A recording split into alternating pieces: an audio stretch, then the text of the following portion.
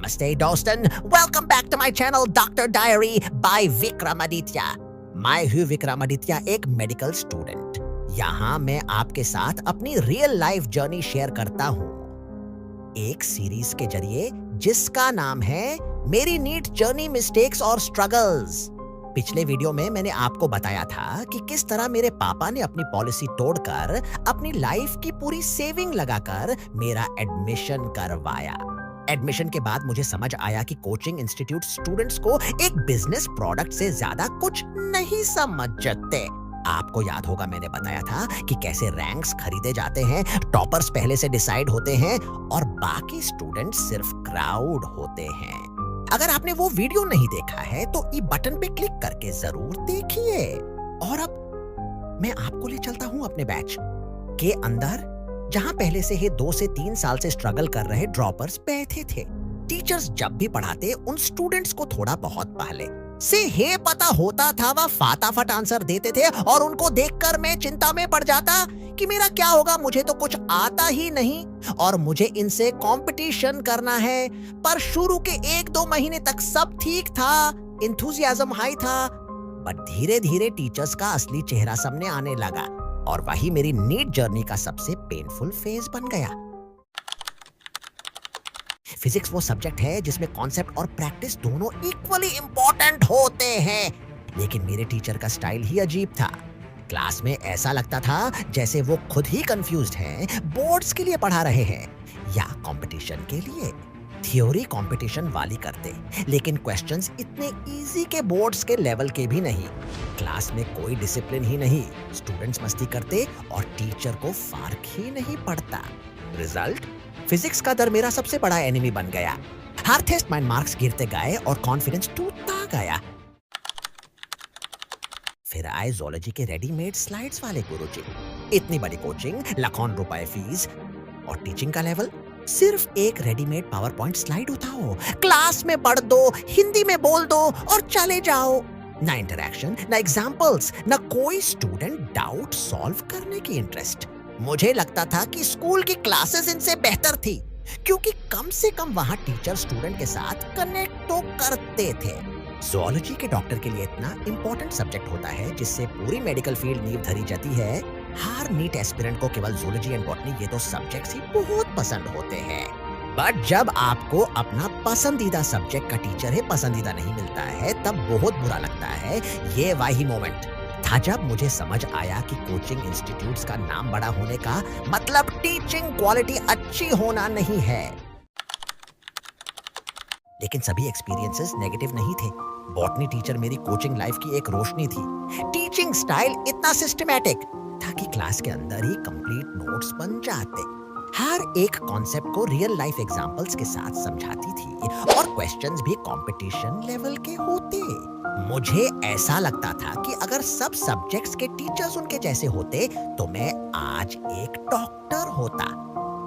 बोटानी teacher ने मुझे ये रियलाइज करवाया कि एक अच्छा मेंटोर एक स्टूडेंट की लाइफ चेंज कर सकता है।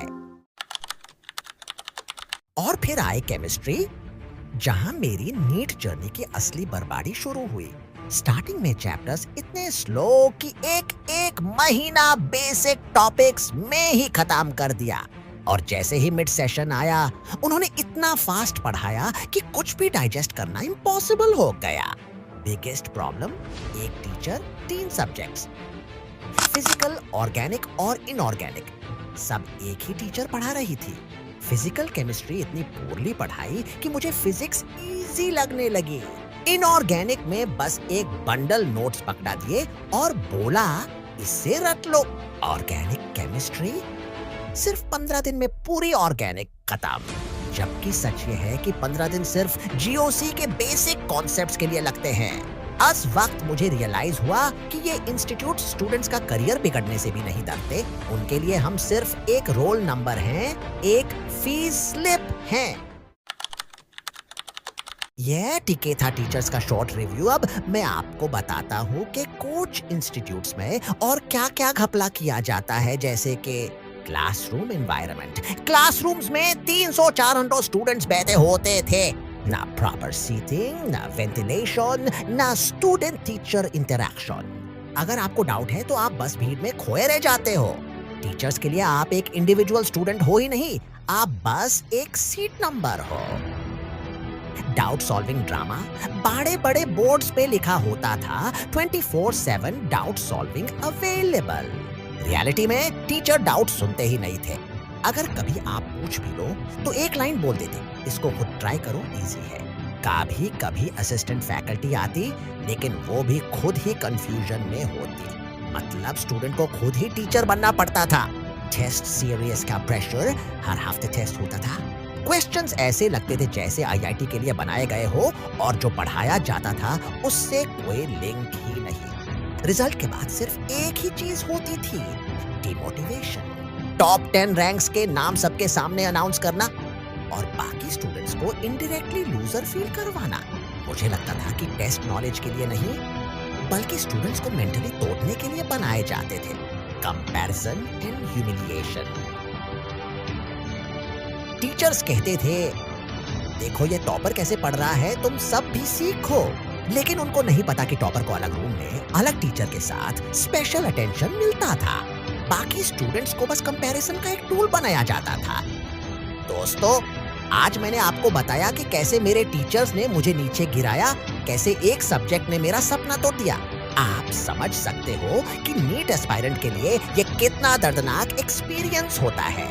लेकिन ये कहानी यहीं खत्म नहीं होती। अगले वीडियो में मैं एक्सपोज करूंगा कोचिंग इंस्टीट्यूट्स का असली बिजनेस मॉडल।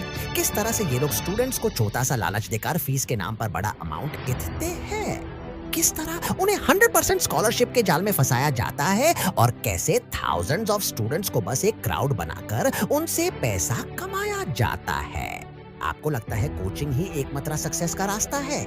नेक्स्ट वीडियो देखने के बाद शायद आपका सोच बदल जाए।